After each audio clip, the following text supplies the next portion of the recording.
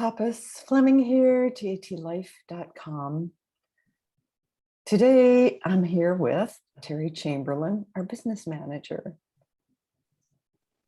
Terry, you told me that the first time you took the ACEs quiz, which we have at our website, ACEs is Adverse Childhood Experiences. We have that quiz and then things we offer to help with it at the website. The first time you took it, you were a 3, and then you took it later and realized your score was a 5, and there were things you just hadn't looked at for yourself. So you told me this story before. I'd just like you to share it with all of us now. Well, I think the backstory and the reason that I went from a 3 to a 5 was there were childhood traumas I wasn't acknowledging. And it's not that they were repressed memories or things I'd forgotten, but this particular abuse went on for almost 10 years. And it started when I was right around 2 and ended somewhere between 11 and 12. So it was my formidable years. And I was repeatedly told that if I told anyone, if I told my sister what was happening to me, then the same thing would happen to my sister. And if I told any adults what happened to me, then I would be hurt worse. And it just became, I can't tell anybody. And long after the abuse and torture ended, it was still, I can't tell anybody. And that belief was so tangled in all of that trauma that I had just boxed that up and kind of put it on a shelf and left it alone. And it came up for me because as TAT Life's business manager, we've really put a lot of focus on adverse childhood experiences. And through that process, it brought a lot of things to life for me, even in the sense that as an adult, I had downgraded in my mind what happened. I couldn't even bring myself at first to call it abuse or torture. It was just childhood, just something, this is life, this is childhood. It wasn't abuse or torture. And as an adult, there were still behaviors and things that were happening with me that I realized were related to that. And some of the things that this woman did to me were what I considered small, but I had to read with her every day. And if I made 3 mistakes with my words, then she drew a circle on the wall that I had to put my nose in, and the circle was high enough that I was at the top of my tiptoes. And I had to stand in that for however long she dictated, but it was always 10-minute increments. And if during one of the 10-minute increments, my heels touched the floor, the 10 minutes re-triggered.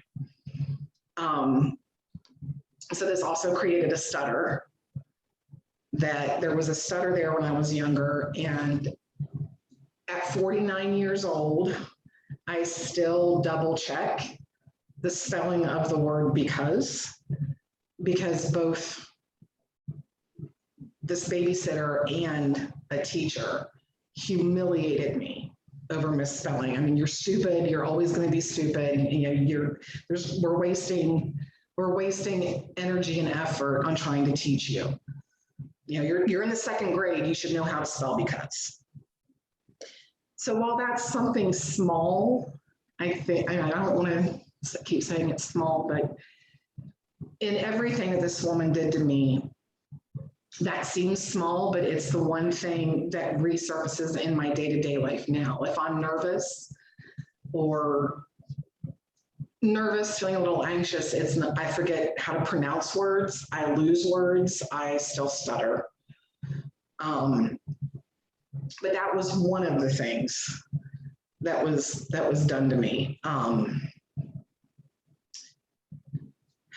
The nose in the circle was, there wasn't necessarily abuse with that, physical abuse, But the things that I would do wrong, if she made food that I didn't want to eat, she would pinch the back of my arms, and to the point of she drew blood before. She'd draw blood. And if I reacted to her pinching me, then because I reacted, I had to go get a switch or a paddle or the wooden spoon so she could spank me. And there were other people in the house. So whenever I was getting paddled is a more appropriate word. There was a back corner in the basement that we went to for her to paddle me. And if I made any noises or sounds when she was, and she would paddle me to the point of drawing blood or, causing bruises. But I learned pretty young not to make noise. Anything that I did that, I don't even know how to explain it, but everything I did was wrong.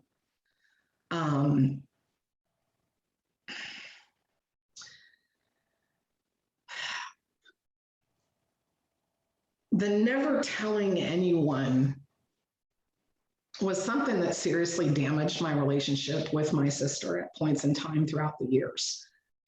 Because I had learned to not share anything. I didn't communicate anything. And with this particular woman, my hair was basically what it is now, maybe a little longer, but she cut all my hair off. One of the things that she did to me, and I can still feel her breath in my face. I can still hear her words, but it was, we're going to cut all your hair off and then we're going to see how pretty you still are. And it just cut all my hair off. And yes, my mother was very upset when this happened, but obviously I wasn't telling my mom what was really going on at the time. And my sister always had amazing memories of this woman, and I did not. And I could never communicate that. It's whenever she was talking about this woman in particular, I just went silent. And I didn't ever wanted to take those happy memories from my sister, which compounded me pushing it further down. Just, I don't ever have to talk about this again. But the pinching is so dominant because that was her answer to everything. Even if I was behaving, even if I was reading, even if I was doing what I was supposed to be doing, it just felt like she would pinch me so she'd have a reason to beat me. And I remember walking out to the tree to get a switch one day, and I couldn't have been 4 or 5. And that was the first time in my life I ever had the thought. I was standing in the yard, looking at the tree and looking at the sliding glass door I had to go back into with the switch. And as a young child, had the thought, if lightning would hit me right now, that would be better. And over the years as an adult, not as a child, I kept having a recurring nightmare. And the recurring nightmare, I never put the two together as an adult until about 3 years ago. But the same recurring nightmare was about a witch that was holding me captive. And there was a big dinner being set up outside at all these picnic tables. And it was my job to carry all of the hot dishes of food out to the table without pot holders or a towel to carry them. Like, I had to burn my hands to take the food out to the table. And if I dropped them, the witch was waiting on me to beat me. And it sounds pretty obvious to say it out loud now, but at the time, this was a dream I'd have. Whenever I was stressed or worried, this dream came up for me, and it was the same over and over and over. And finally realizing through my work doing TAT, like, I had never acknowledged or even said the words out loud that I was physically abused to anybody. And compartmentalizing and squashing it down, and all the things that I did, once you start healing and once you start the healing process, you really start comprehending just what we do to survive. You know, I froze. As a child, I froze. That would be the definition of what I did. I just quietly got beat. And I remember her putting me in a clothes hamper in the bathroom and setting a cement block on top of it. It was just, you know, okay, you're misbehaving. So she put me in this hamper in her bedroom. And yeah, going through all of that, it was just every day at her house. I don't think in that 10 or 11 or 10 years, I don't think there was a day that I was at her house where I wasn't physically abused in some way. But to me, that was life. That was normal. That was, I can't tell anybody because I don't want this to happen to my sister. And I can't tell my mom because if I tell my mom, then she's going to be hurt. So it's just, I mean, we all know that's what predators do. That's how they abuse.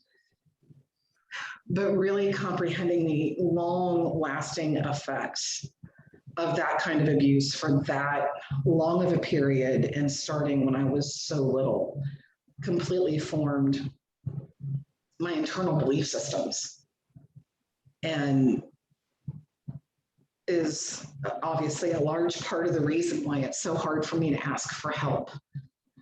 On one side, it makes me feel weak, and the other side, someone's going to get hurt if I ask for help. What was the threat you were under if you told? If I told my sister, then the same things that were being done to me would be done to her. And if I told my mother or my grandparents, then they would be killed. Oh my gosh. And that was, I still can, I mean, I can see her face. I can feel her breath on me. I can feel her pinching my arm. And she wouldn't just pinch once. It was just like a steady, she'd get me with her fingernails and go up and down the back of my arm repeatedly.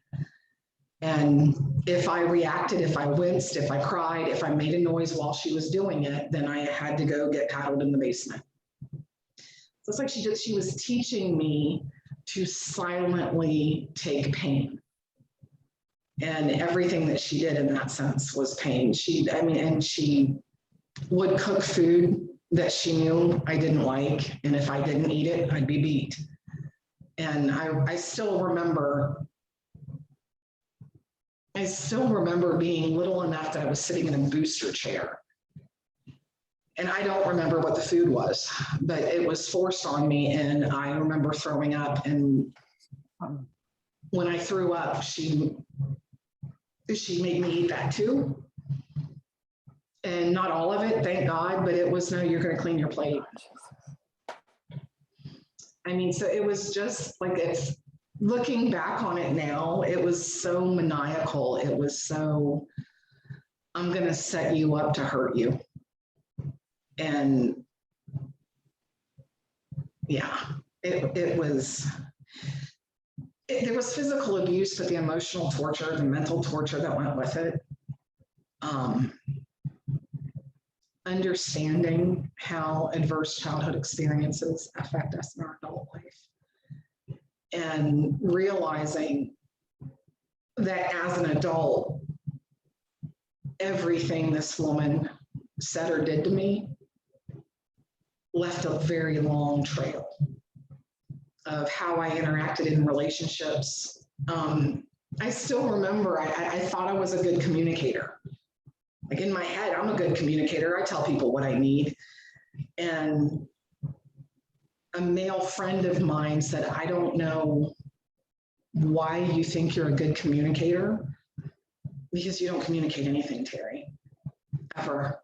It's like, you don't ask for help. You don't tell anybody how you're feeling. You don't communicate anything. And he said that it felt like he had to dig things out of me to get a real response that had some level of emotion with it.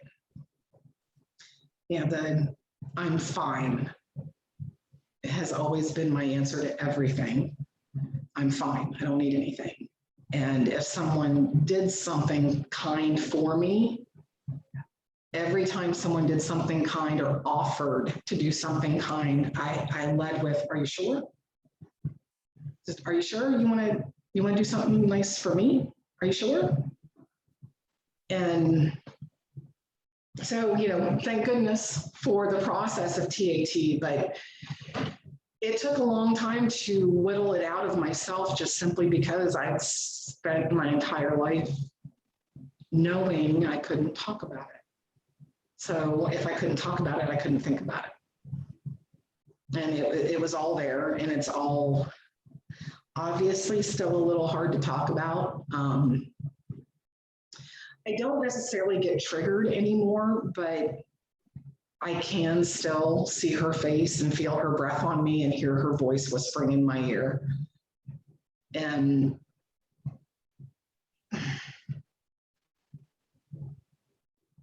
just the little things, there's still so much attached to it.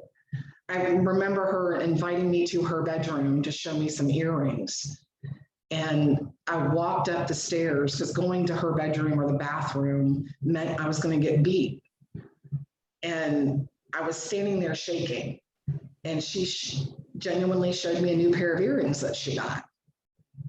And I when she reached to show them to me, to hand them to me, I pulled back because I was scared. I'd never been, I suspected, I'm like, this isn't normal. It's not normal for you to be nice to me. So I was already in terrified mode. So when I pulled away from her, she said, oh, well, I thought we were just going to have a nice day today, but I guess I'm going to have to beat you. So it was just, there was never anything nice. There was never a reprieve. So thank God for TAT and for the healing journey. And it's been a difficult path to revisit these things in some aspects, but the other aspect is the nice or the beautiful transformation and the things that I'm seeing a difference in my adult life and how I think, feel, and react in ways that I didn't do a good job at before, but really doing TAT about this, no matter how, the beauty is I don't have to focus on any of it. I just put it in the pot, and whatever's coming up about it that day is in the pot. So noticing that I get less nervous, noticing the stuttering is not as bad as it used to be, but the stuttering was pretty bad when I was really nervous. So it's just nice to be able to talk about it, be able to share my story, and hope that it helps someone else to just feel comfortable enough to know that it's okay. And it's got nothing to do with me. She is who she is, and it has nothing to do with me. So thank you. Thank you very much, Terry.